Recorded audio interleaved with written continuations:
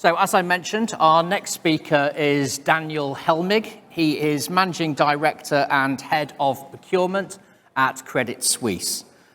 He's got several decades of executive experience in fields such as procurement, supply chain management, quality and operations. He worked for 20 years in the automotive industry in Germany, Detroit and the UK, then became CPO or operations head of companies in the electronics, power and automation, food and beverage, and now the banking industry, adding another 18 years to his corporate careers. And now he tells me that 2022 is the final milestone in his corporate career, but he still plans to stay mildly active, his words, mildly active as an advisor. So really look forward to this presentation and what it means to be core. Now, he's going to explain more about that.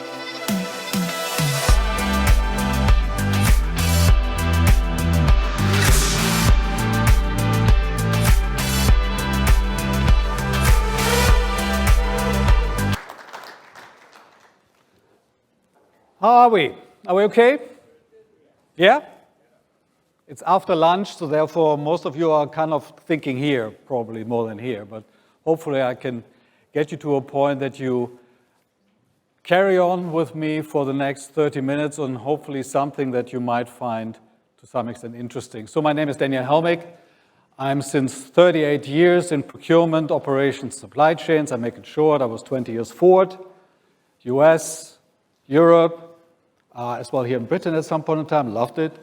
Then 5 years in semiconductor in Infineon, chief procurement officer there. At the start of the solar panel crisis and the Wild West at that point in time. Then 10 years in ABB, which is a small version of GE at some point in time, although if GE continues to work like that, maybe they are at the size of ABB at some point in time, who knows. But did this for 10 years, either first of procurement, supply chain, later on operations head, and then head of transformation, changing the company to a different kind of model. And a short stint with PepsiCo. They hired me as their CPO. Unfortunately, someone in the family got sick, so therefore I stayed home rather than being there in the US during the pandemic. And finally, the last 2 years now with Credit Suisse. I would like to talk about two things, more or less. The first part is, and I'm very happy to see that there are as well a lot of younger people in here, so without white beard. That is probably more something geared to you. And then the older folks that have a little bit more the opportunity to as well to sometimes change the whole setup, the second part of it. So hopefully it works. Let's go. So as I said, Credit Suisse did this for 2 years here. The value statement that we have is build lasting value by serving our clients with care and entrepreneurial spirit. And I think the entrepreneurial spirit was the one that really kicked it off for me, because normally when you work in industry, you do not necessarily go into a banking environment. But they wanted to do something special. They wanted to change a function that was non-core, which they understood, but did not give them the value to do something extraordinary. So since 1856, they procured themselves. Today, they no longer do that. And I'll tell you how that worked. So again, 30 minutes. First we talk about core, and I was core as well with my functions for quite some time. Then live up to that. If you're not core, then create value. Create something that actually makes a meaningful contribution. I loved what Jim basically mentioned beforehand. I could subscribe to every single point to what he said as well. But if you like to do that in a small environment or an environment where you're just not core, how do you do that? And how to have fun by doing that as well. And then hopefully we will have some time for questions. I understand there is no timer, so therefore I keep on talking. At some point in time, someone has to wave and say, come on, stop. Okay, let's reflect on core.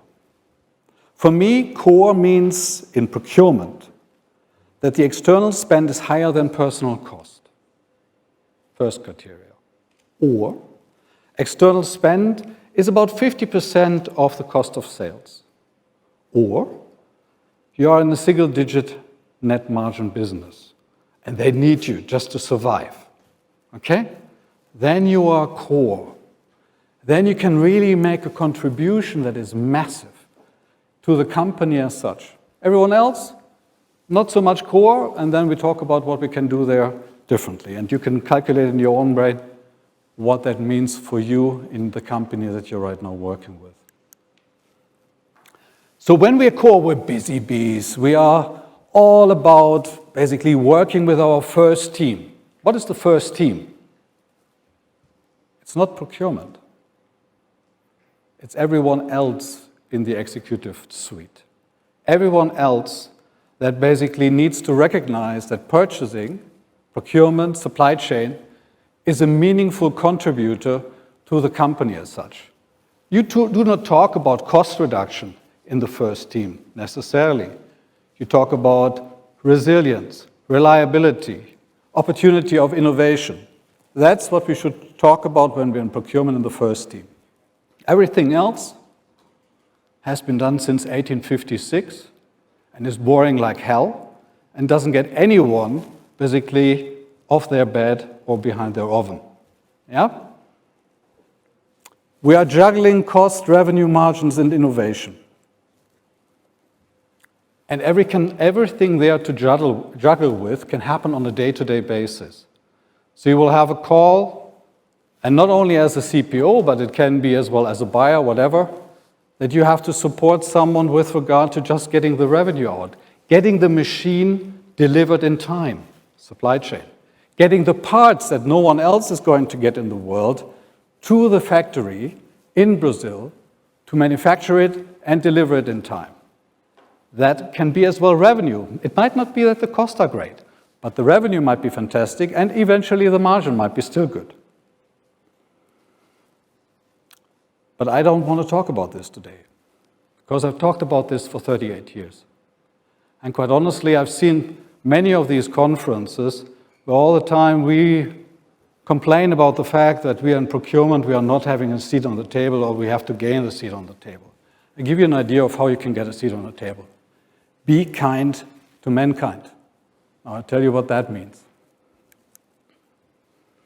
If the clicker works. Otherwise, I have to step it. Now, you have all seen this kind of stuff, right? When you look at the annual global greenhouse emissions in the foreseeable future, if we are not going to be done with the pledges that have been done in Paris, and quite honestly, who believes that they are going to actually be achieved? I don't. We are going to look at a formidable situation in a very short amount of time. You, the younger folks specifically, your kids and their kids, my grandchildren, and so on and so on. And this is massive, what we're going to see. What have we seen this year? 33 million people in Pakistan no longer having a home due to the fact that it was one of the most massive flooding that they have ever seen. Germany, 2 years ago, massive flooding. The massive hurricane in Florida.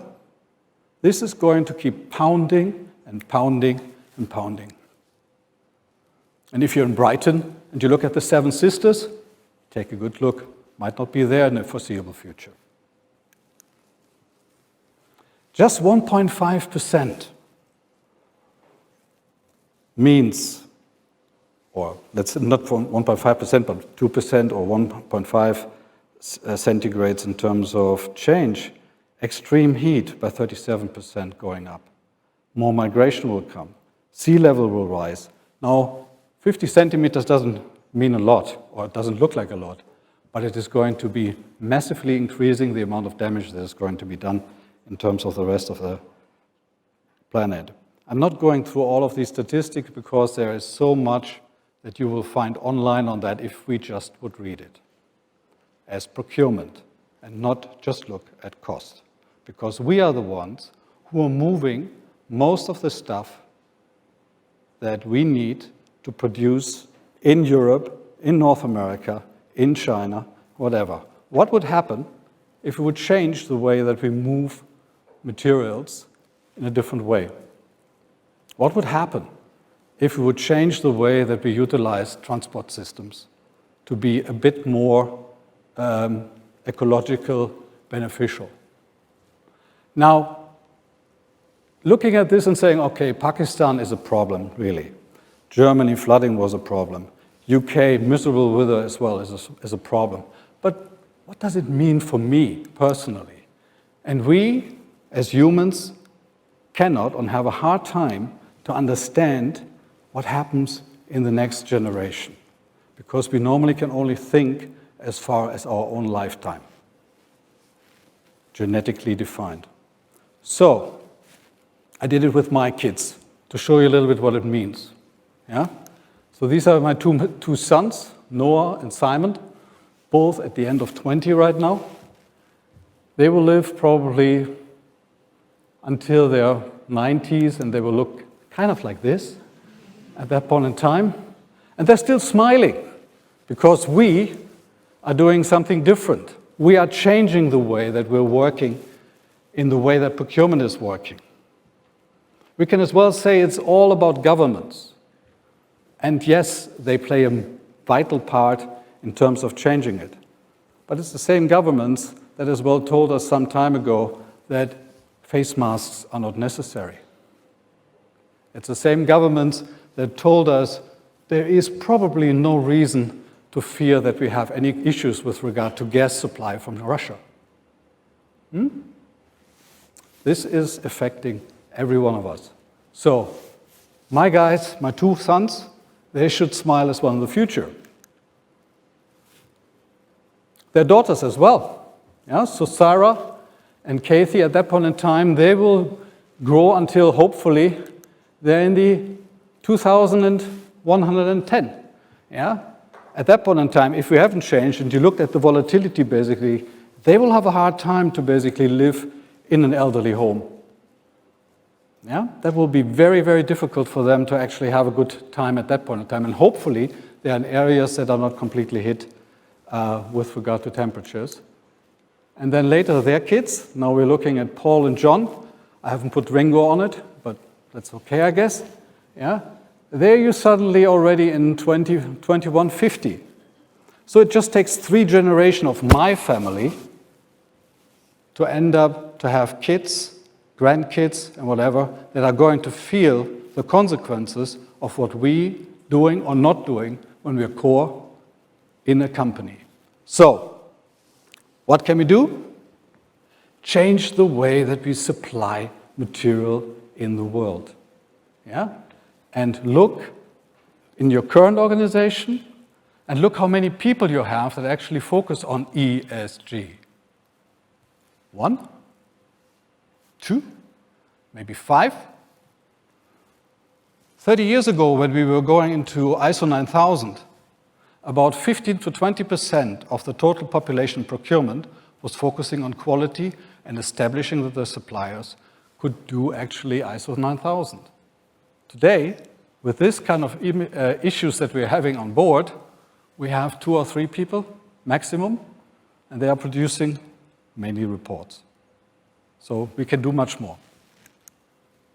And if you're in this area and you're, at that point in time, when I was in the 2030s, it was all about moving everything to China, to India, and I was all over that. And I did this for most of my life. Now, maybe there is an opportunity for reshoring, friendshoring, to change the way that we source, to actually help to be kind to mankind. The aspects of that in terms of procurement for us is joining SBTi, and that's normally what companies do. This is an old number. This was from about 6 months ago. Now it's 3,800 companies that have joined that. The Science-Based Target Initiative, which means if I say that I'm going to reach net zero, I can show that with science, not just with nice words. And about 1,700 of these, or 1,700 companies, actually have already signed up for net zero in 2030. That's where you can make a difference when you're core. That's where you can make a difference when you're working in procurement. And then it's no longer whining about the fact that we not have a part of on the table. We have, because we're the only ones who can do it. Let's reflect on non-core. So that's when you're not part of the core team. Your back end is other people's front end. That's what Jack Welch already said 35 years ago. So if you're in procurement and you are in a non-core function, you are not really recognized. How can you be recognized? How can you add value? And that's a story that and a journey that I took with my team over the last 18 months. So, twin engine, not just a Cessna. I'm the little procurement organization with 150, 200 people, but rather I have the might of as well another organization that eventually has 10 times, 15 times, 20 times the amount of spend that I have. What can we do with that? So I give you in 6 steps a quick overview in terms of what is the art of the possible. You start, similar like Jim said before, with doing interviews. You interview everyone, their grandmother. You interview every executive. You interview every member of your staff to understand what's going on. Are they satisfied? Can we do a good job? And what is your own team thinking about what we should be doing? Then assess and keep. When you are looking at an outsourcing of procurement, someone said to me at some point in time, turkeys don't vote for Christmas. So it is very hard to not be a turkey when you are in procurement to really think that through. But you would like to keep the systems in-house. You still would like to maintain that. You would like to have risk and control and the quality still in-house. There is certain spend that probably only you can do and not a potential outsourcing provider. And the process and excellence in terms of making sure that you always stay at the top of what's coming in procurement, supply chain, and what have you, should as well be inside of your organization.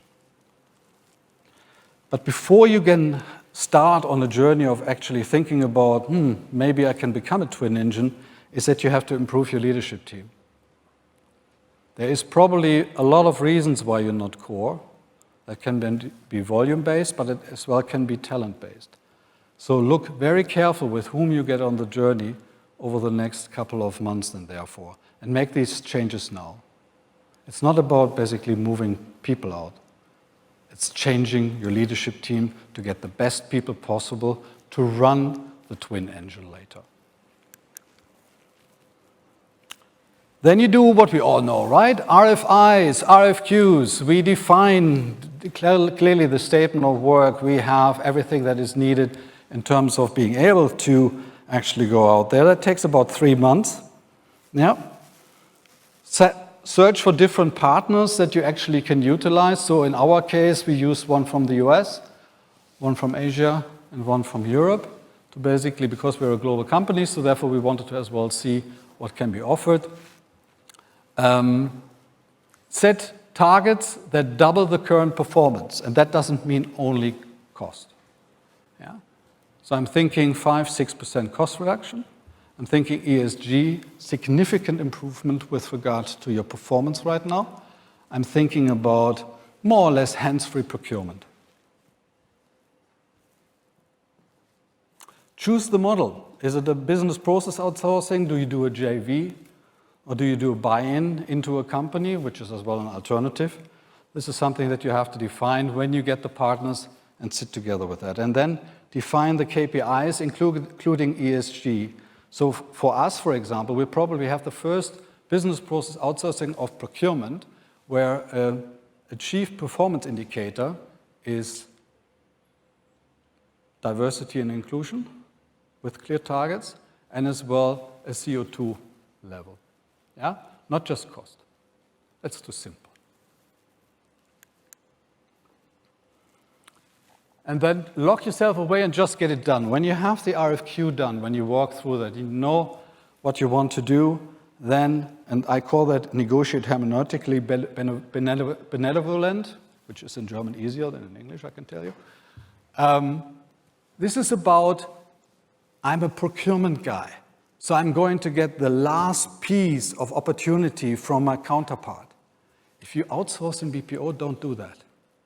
Because you have to live with this solution later on as well. So work together in the assumption that both sides would like to do the right thing. Top-level communication needs to be fully open. So the CEO of the other company and yourself, eventually as well your leadership team, should be overall in terms of the definition clear. This is not just this little stuff that procurement does on the side note. That has a major impact on the performance of the company overall. Be clear on no-goes clearly and define common end state, which is a given. We're nearly done. 3 more to go. Communicate and align manically. Don't do these kind of things like, for example, a business process outsourcing in your cubbyhole. You have to be open with regard to that. Executive board, your own boss, needs to be constantly aware of what's going on. In my case, that meant at the beginning, every second week I was with my boss to just talk through, are you still okay? Are we okay to go? Shall we move on? Look at what we have found here. This is great. And he could then communicate that as well in the EXP. So you all the time are talking with the EXP members on that. And guess what? By doing this, you become more core. Because suddenly they see, there is more to be gained from procurement than just a little bit of cost out. Stay core with peers and customers. Yeah, so the customers of procurement internal, they need to be part of the selection process. We had all our customers involved, the divisions, we had functions involved. They learned more about procurement than they ever wanted in their life in this time. And you have great support later on because these guys and ladies don't forget this any longer. They actually loved it, they were part of it. And there was for hours and hours and hours in presentation, and then later on they scored together with us. And after signature with the staff on both sides needs to be as well communication very clearly. This is a hard time for people when you decide to outsource, so they have to be with the people at that point in time. You have to talk them through, you have to allow them to as well vent, and boy, did they vent. But it is needed, and you have to work with them through to get it done. And then as well, there is an external composition of that. So therefore, when you do a business process outsourcing, you have to make sure that you're as well completely aligned with your comms department so that any kind of discussions can be managed effectively from the beginning. Okay, preparation phase, you have done the negotiation, you have the contract, you communicated, everyone is happy, now you actually have to implement. So in the preparation phase, which is before you actually hand over, you have a lot to do. You have to treat the staff right, give them the new contracts, and the contracts need to be good. Yeah? This is important because later on, they are suppliers of you. They want to work for you then. So therefore, they need to as well feel that they did not get the short end of the stick. Document well, operating process manuals, SOPs.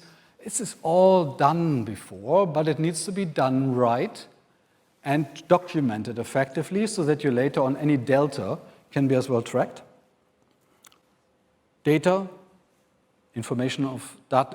flow information needs to be as open as possible. In a bank, that's always a little bit of a good issue because we have much more regulatory requirements, so therefore we have to be careful. So then we check with our IT departments, with our second line and third line of defense to make sure that what we can share, we can actually share. And then open up control cross-functionally. So when you go into an outsourcing deal, make sure that you do not control the outsource partner by themselves, but as well have all the other partners basically working with you. Otherwise, you will be happy and everyone else is not. So therefore, let it be controlled by a lot of people, which we as well are doing, and that works quite well. 3 months, and that's the reason why I say we're not NASA. Don't overdo this stuff. Yeah? If you do it 6 months, it's not going to be better. Just work a bit harder, get it done in 3 months, no one is bored, and then move it over. Last but not least, transfer, stabilize, run, and then hopefully enjoy the flight. So celebrate, not just let it go, but celebrate with the staff together. Be at the locations where the staff is going to work and celebrate with them. Ask everyone else to join in. Be transparent and agile. Yeah? Run hypercare huddles daily, management sessions weekly, operations meeting monthly. This is like a transplant. You have to work like in an ER, consistently, permanently for the next couple of months, and then crank up the engine and deliver. But be careful in the first year of setting targets, because there's so much volatility at that point in time that you don't want to overdo it. We have done the whole exercise together with ChainIQ, which was one of the 3 partners. ChainIQ is a company out of Switzerland. They as well have another other bank in Switzerland under their control, plus other 60 customers. But we as well had companies like IBM, Genpact in the setup. And you know as well other companies like, for example, Accenture, that could do that as well. It is important to choose the right partner for your company, but I can tell you by comparing the offers that we were getting, probably all could have done that. We just believe that ChainIQ can do it for us better, but that was our decision at that point in time. So with that, if you're core, be kind to mankind. If you're not core, get bigger and do something that really can change as well the industry, your way of how to look at things, and then you can concentrate on things that actually are important, which, for example, would be ESG then again. With that, thank you very much, and I open up for questions.